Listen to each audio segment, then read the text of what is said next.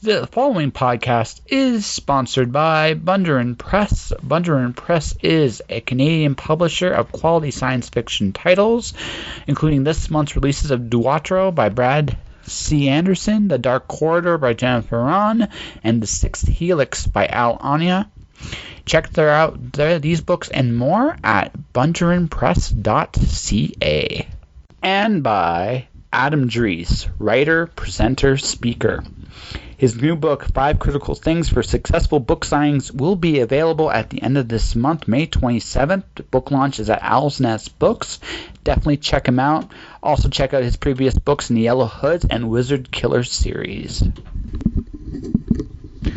Welcome, everyone, to episode 258 of Just Joshing. I am your host, Joshua Pantellaresco. I write stuff and podcast too. Today, my guest is New York Times Bestselling author Kelley Armstrong. Kelley was the guest of honor at Creative Inc. and last year I regretted not getting the opportunity to interview either guest of honor for Creative Inc. I thought I'd take this opportunity this year, and Kelley was gracious enough to come on my show, and we have a great little chat here for you. Kelley was great, and Kelley is amazing, and I was really, really honored to get this opportunity. So Kelley, thank you very much for coming on to my show. You were amazing. That all said, folks, there are other things going on, and I kind of want to talk about them. Random thought of the day. Is there any cool way to actually describe tying up shoelaces? I was thinking about this today because I was watching a little bit of Scott Pilgrim, and there's this one scene where he goes through the final battle, and he's about ready to fight, and get to the shoelaces. Like, there's just no way to make that look cool, and there really isn't any way to make that look cool, but that seemed like a challenge to me. So I might just try and figure out to make that really cool shoelace scene. But beyond all that, giveaway time still. You can still enter the contest for this week for 5 critical things for successful book signings, autographed by Adam Dries himself. I'll be sending that out next week to the winner, whoever that will be. You can still enter the contest now. Do so by simply clicking on the link there provided. Will take you to a email subscription list. Simply put your email in and you are eligible for the drawing. And if I draw you, I will announce it this coming Monday. All right, let's just get to our conversation with Kelley, shall we? There it goes. All right. So, if you have anything incriminating you'd like to say, make it good. Okay, definitely. So you got anything? What? Nope. No. I am completely innocent. I usually just end up incriminating myself by accident. You know, when people are saying, can I tape a session? I'm like, if it's for personal use, yes, but not for general. Because you never know if you're going to say something about, you're being honest about an experience, publishing experience, and somebody might just not, some publisher or something might not like hearing you be that honest. Well, there are certain things I actually have to edit one conversation today because it ended up that there was an insurance convention at the same time. Mm-hmm. One of the people that was volunteering here was doing the insurance, it works for the arrival. I learned things about that insurance company I cannot air on the public. I do not have the checkbook to deal with that. Exactly, Yeah. Right? Yeah, I don't want to deal with that. It's kind of a pain in the butt. So, well, how about this? No names. Yeah. Or we'll make them up like Jack and Jim. Oh, no, don't Daniels worry. and I never list names. It's just that sometimes people do not. If you're going to be honest and say, yeah, there was a problem. Book X didn't do as well as the publisher wanted. They don't always want you to say that. They want you to just pretend that everything is going awesome. But you have to be honest because you're talking to writers and that who need to know that careers go up and down. You change publishers. Well, you're I almost want to say fortunate, but that's not actually exactly true. What I mean by this is you work your ass off to keep exactly where you are in success, and so fortunate is not exactly. You cannot coast. No. And just say, I'll just put out whatever. But for a lot of authors, like if you do get into in position you're in, there's a window of time in it, and that's actually the honest answer. Like you've written a lot of books, but there may come a time someday where and it's not to your publisher, it's not to you. Like business will change, business will evolve. It's done that before. I've had that happen. You are riding a wave, and you're extremely lucky to catch that wave. but that wave will pass, and then you've got to figure, okay, now what do I do, and start the uphill climb. Well, yeah. Well, no matter what success you have, whatever success you have, right? However you feel you got it, it's an opportunity to get into other things while you have that success. That's I think the real secret, because this will not last forever. It might last like forever and a day. I mean, it might. I mean, Stephen King is still publishing books every year, and he's kicking all kinds of ass. And kudos to Stephen King. That's extremely rare. Absolutely. So everybody's got like a window, I figure. So if I'm fortunate enough someday to get into the big five, I might only have one book, right? And that's not terrible, but in that itself, that's still a heck of a feat. It is. It is awesome, and what people don't, especially if they go directly into traditional publishing, they get a big contract with one of the big five right off the bat. They do not realize that almost certainly will not last, and that ride that wave while you can, enjoy it while you can, knowing that you've probably got a limited window, and then you may still be writing, but not necessarily for the big five. No. Well, no. I mean, and sometimes you're forced. Like I'm friends with Craig DeLuise, so he was big in horror, and then this time came and went. Yeah. And then he started doing these military novels called Crouch Dive, and kind of got his name back, because again, you always have fans, no matter where you are in the publishing and scheme. You put enough books out, you're always going to have a fan base. So that fan base found him, and now he's doing One of Us, and he's back in. Which time goes up, time goes down, but he always kept going, he always kept working, he always kept doing. And I'm sure you're the same boat. You're looking at you're always looking at even other avenues, just for health, like personal health, and for just for sanity, because obviously you're probably doing those kind of books over and over again. You're like, exactly. Creatively. We'll keep in touch, and emails, many emails. Right. I'll be reading everything this week. So. Cool. Well, we'll get in touch. Okay. I'm working on a Judge Dredd style comic. Oh, yeah. Very cool. Yeah. I mean, creatively, you have to keep mixing it up. I have seen cases where people stay in something longer than they should because it's what's paying the bills. Yeah. It's creatively stifling. Oh yeah. No. But then that's a really hard choice to make. Well, it's there's I mean, especially if you got family, because now you're feeding your family with this, right? And now you're like, their life is really good. Is it really like? Do I want their comfort more than my passion? Right, exactly. Right? And that's a hard choice to make. Like even with the parent and stuff like that, right? As a parent, I mean, you're like, you want to do what's right for your kids, but even so, I mean, listen, I have this like vampire horror apocalyptic novel in my head. I just want to do it once, just get it out of my system. I'll be good afterwards, and I'll come back to the rest of it. But I can't because I'm getting like 5 or 6 figures doing this, and I can't. Right. Exactly, where you have to make those choices, and it's not often it's just you. It's just not. You're dealing with other people. You're dealing with if you're married, you're part of that partnership. If your kids, it's like, what will make sure that my kids get their college paid for, and you're juggling everything with how do I balance my own happiness with making sure that I'm putting food on the table. The starving artist thing does not work for people of my age and my family situation. Well, it's also the other thing too. I think what you're also illustrating is something too. Success is not necessarily happiness. Yeah.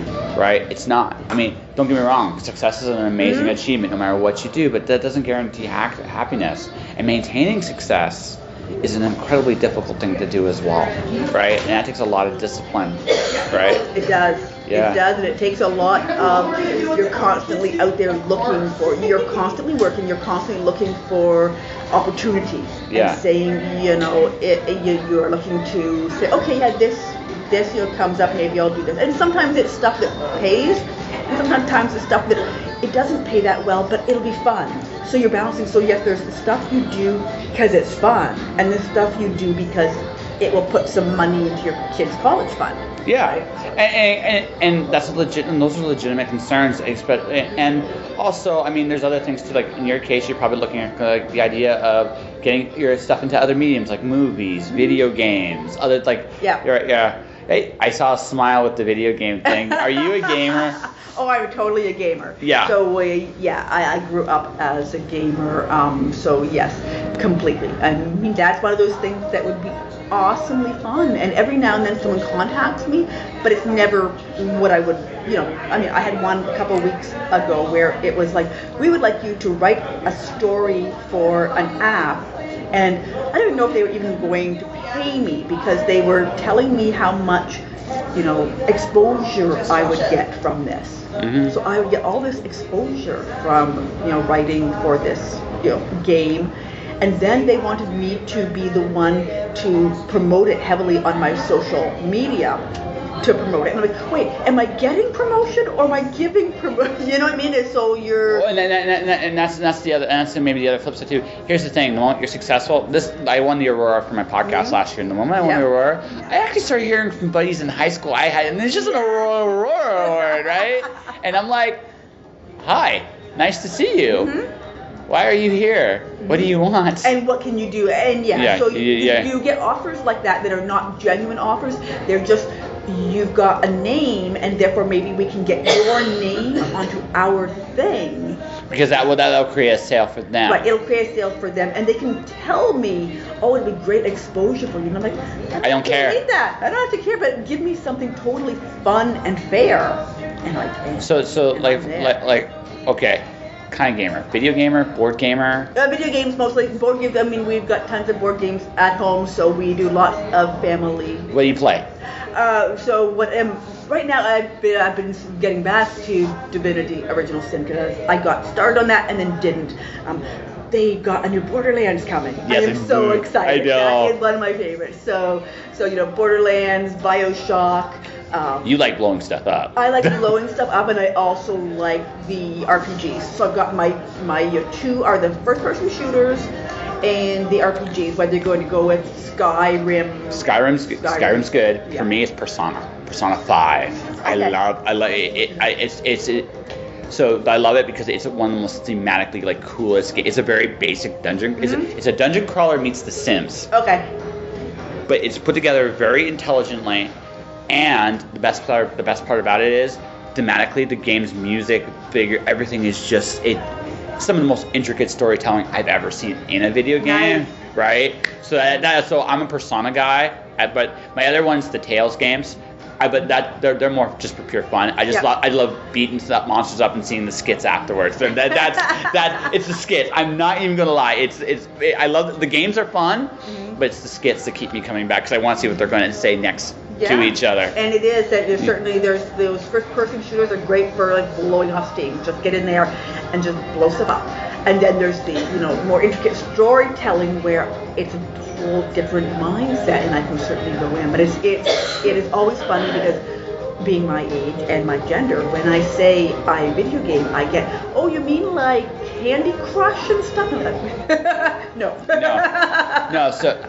It's a little bit more common. I know Liana Kersner. She's a avid video gamer, especially with women, because it's also about achievement.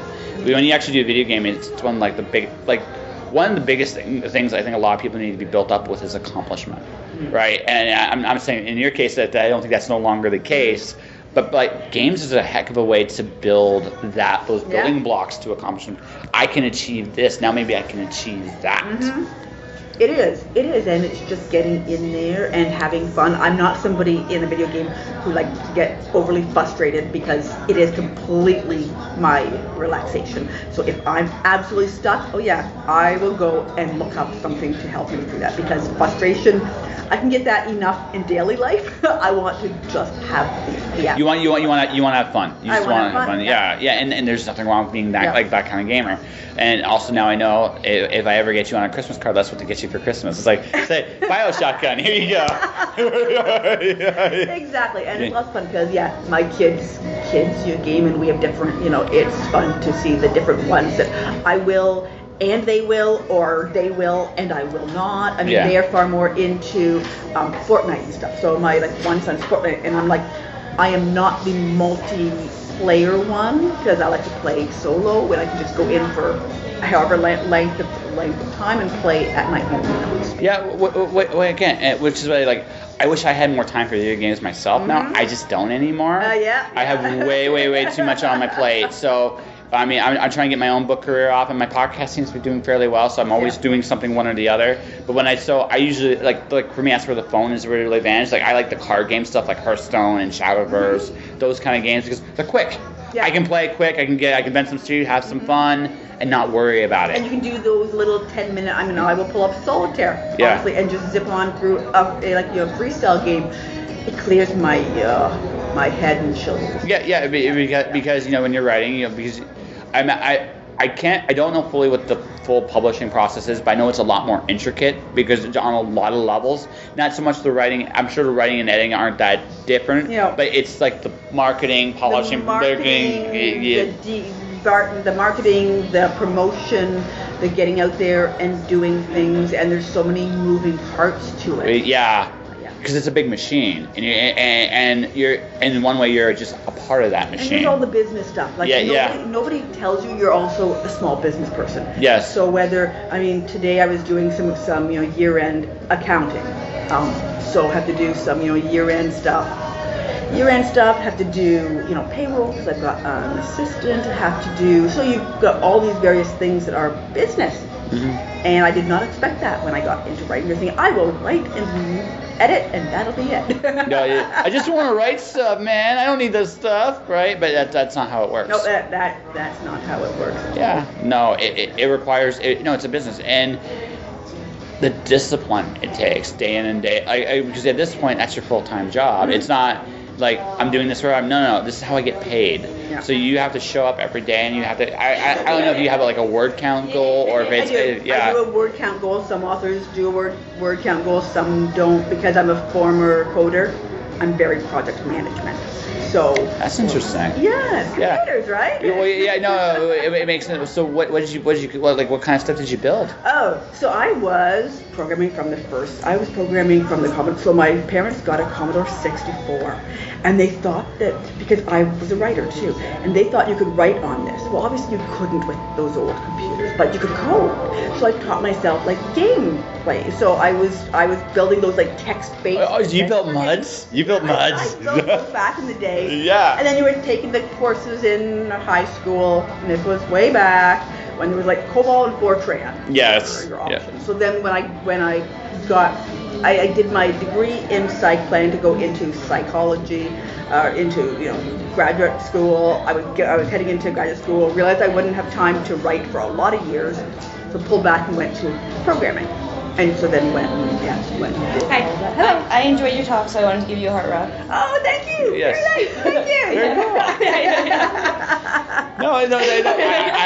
I actually expected more of this when I started interviewing her. Yeah. Yeah. It's all good. I went in this expecting this. It's all good. Nice to meet you, my name's Josh. You as well, Karen. I also enjoyed your talk. You gave some helpful advice. It was in the earlier self-publishing ones. Yeah. You mean the character one or the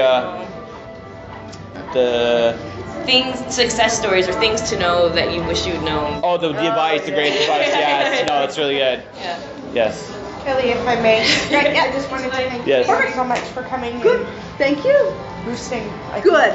You really helped us out this year, so thank you so much. And it was really great to meet you. Good to meet you. I look forward to reading more of your stuff. Awesome. And Josh, I'm sure I gave you one already, but. Actually, I don't have this one. So, like I said, the offer stands. When you're ready, you're welcome. Awesome. Thank you so much. Oh, see you in August. Yeah, see you in August. Yes. So so then I went into coding because they gave me your 9-to-5 corporate cubicle job, and it was not the greatest. I mean, my first programming job was a little more high tech, a little more C and visual, because that was That was still 25 years ago, so it was high tech for that. But then I went into working for Canada Trust, where it was pretty much data management stuff.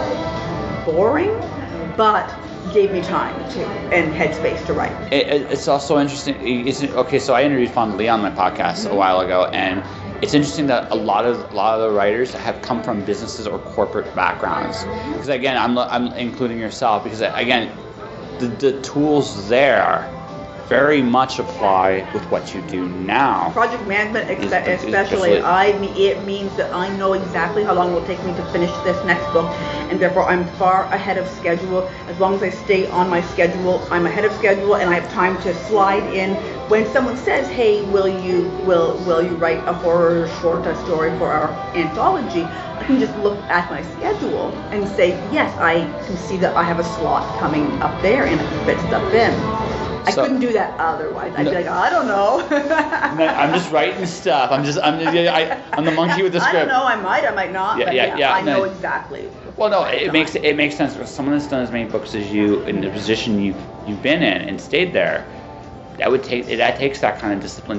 Like success is one thing. Staying successful is actually probably an even bigger achievement. And you have to, corporate-wise, you have to, if you're going to be in traditional publishing, it's a corporation. You cannot go to them and say, I didn't get the book done.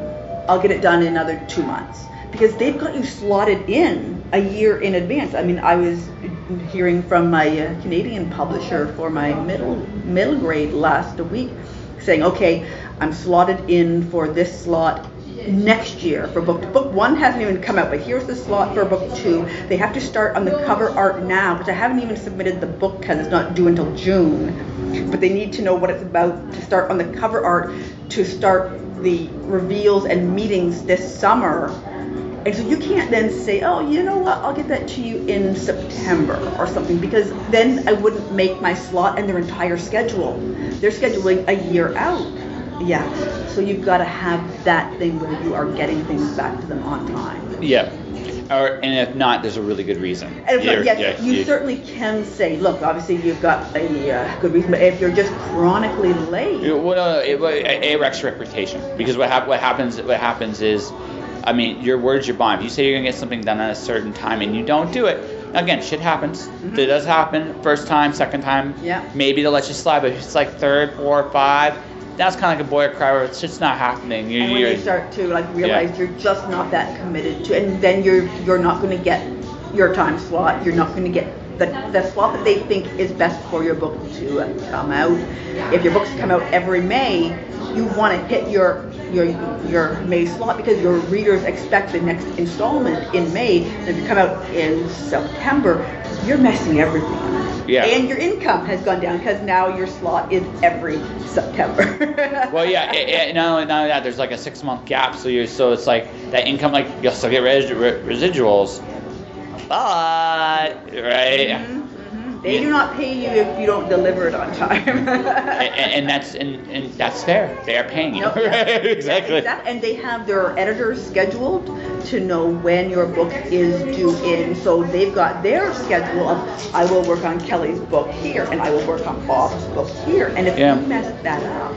Yeah, it's really bad. Yeah. So, just out of curiosity, I mean, because of although it's a very corporate nature, do you still have a very good relationship, like a relationship with your editors? Like, Yeah, my editors are awesome.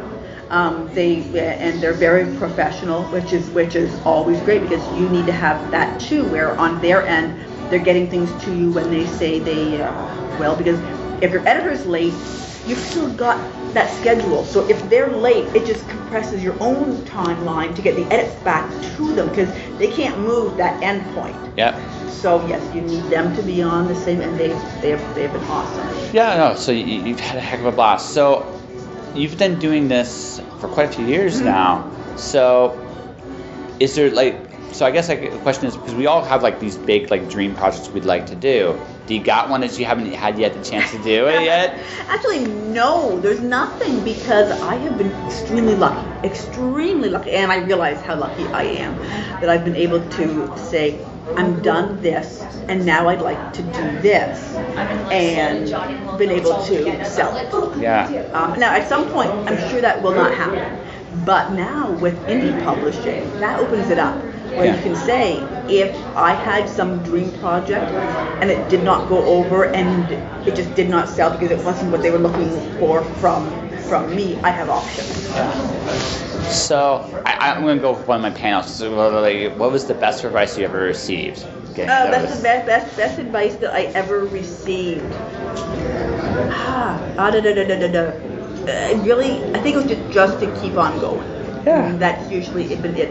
I mean, everybody who says expect rejection, expect ups and downs has helped me, because you don't get that except from other writers, and it all happens. I mean, they say expect rejection and downs, and then you know other people have had that same experience as you, and you're in the pattern.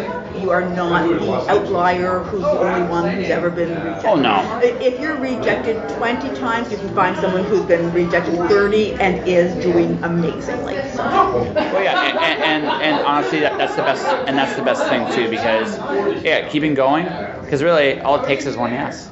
Oh yeah, it does.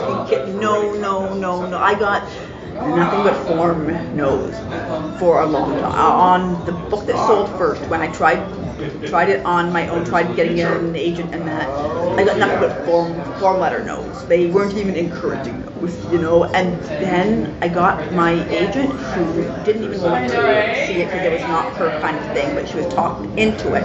Got her, still have her, and it's gone wonderfully. All it took was that one yes, and everything just fell into place. Because again, it's a snowball. Once it starts happening, it just starts happening more often. Nice to see you. Good too. Yeah, it was a pleasure chatting with you, my friend. We'll have to do it again. I was going to say, especially after I get your airplane ordeal. Yes, that was fun. That was fun. Problem solving on the flight. So because of the Maxes going down, I'm gonna live in Calgary, right? Yeah. So my sister works for an airline, so I get to go fly standby, right? But Wednesday when I went to book my flight, they were sold out till tomorrow. So here's what I did. I was somewhat smart. It's like, Calgary's SOL, but what about Edmonton?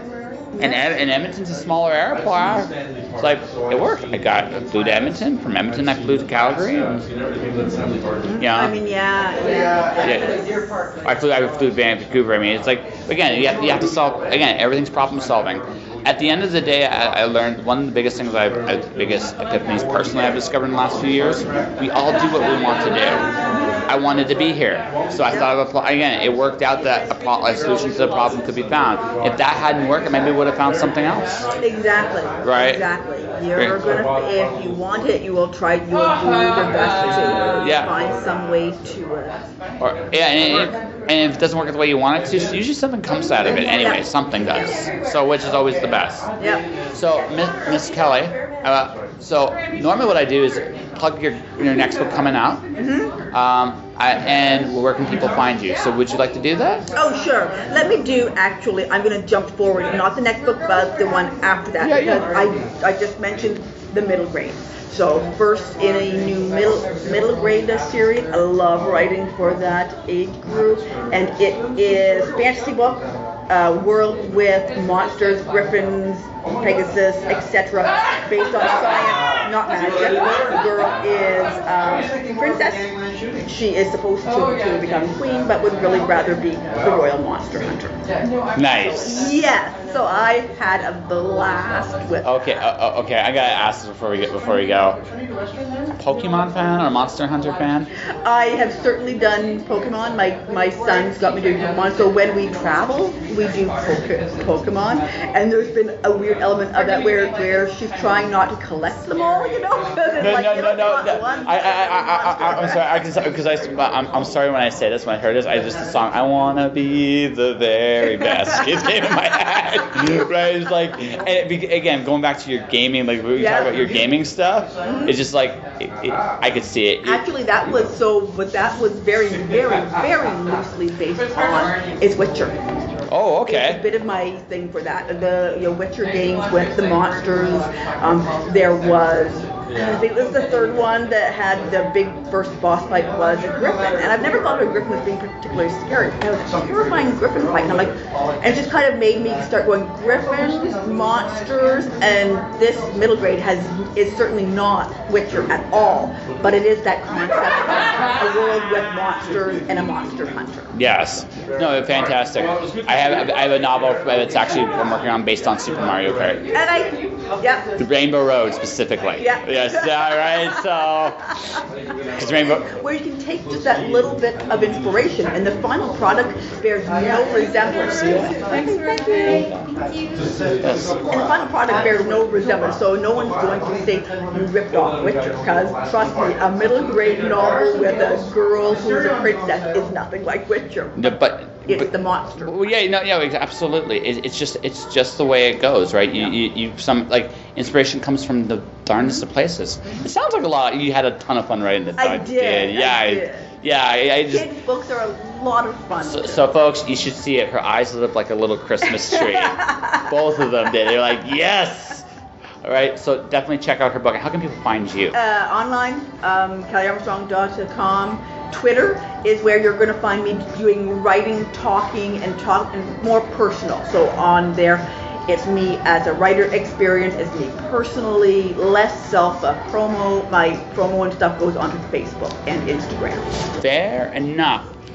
I'm really, really trying hard not to have the Pokemon theme in my head. That all said, I still remember her Kelley's smile when she was talking about her middle grade book, which I'm going to mention here, A Royal Guide to Monster Slaying, which the cover looks fantastic. I'm really stoked to have this opportunity to have this kind of conversation with Kelley Armstrong. So Kelley, from me to you, thank you very, very much for coming on my show, and I really enjoyed our chat, and you're welcome to come back anytime you like. Check out the book. It's coming out, I think next month, and it's going to be great. Check out A Royal Guide to Monster Slaying. So, Alice Zero, I'm hoping is up Tuesday. I have a specific reason why it's Tuesday, actually. I'm going to talk about this really briefly here, and I'm going to wrap it up. My sister's moving. And this is a personal thing for me because... So, the cool thing about Calgary for me... I've always liked the city, but I've never loved the city. But one of the things I loved about being in the city was my sister was here. And right now, with the way her life's going, the way things are moving forward, she has an opportunity to improve her career and maybe her art as well in Toronto. So after this next Tuesday, I'm not going to see her around. And I kind of want to do this now. Because she might not listen to this episode, but if she does, I'm hoping I'll make her cry. But when we were kids, we never had the opportunity we had in the last 10 years, and I have been grateful for every moment I've had, being with her and living with her, not living with her house to house, but living in the same city and being there for her this way. It's something I've always wanted. And I got it. And I had enjoyed it for the last 10 years. Everything changes. It's just life. Everything just changes. Everything's a moment of transition all the time. Things always keep moving. But I am eternally grateful I got this time with her. So sis, good luck in Toronto. I love you. Kick some ass. I'll be fine. I promise. And that will do it for this episode of Just Joshing. So, if you want to support the podcast, you can do so a myriad of different ways here. First off, you can subscribe to the podcast. I am on iTunes, Google Play, Spotify, Podomatic. Just click the subscribe button, leave a star rating, write a review, spread the word however you can. You can enter the giveaways. This week is 5 critical things for successful book signings. Leave your email in the link provided, and you are officially entered. Good luck to the winner. I will announce you Monday. My books, The Watcher, Stormdancer, Wandering God, are currently available through Mirrorwell Publishing. Mirrorwell Publishing has a special on The Watcher. You can definitely check that out. My YouTube channel is Joshua Penteloresco. My Twitter is jpenteloresco. My Instagram is jpenteloresco. And I'm on Facebook as Joshua Penteloresco, author podcaster. You can find me there. Stay inspired, guys. Keep doing your thing. And I swear to you, good things will happen. I'll see you guys next time. Josh.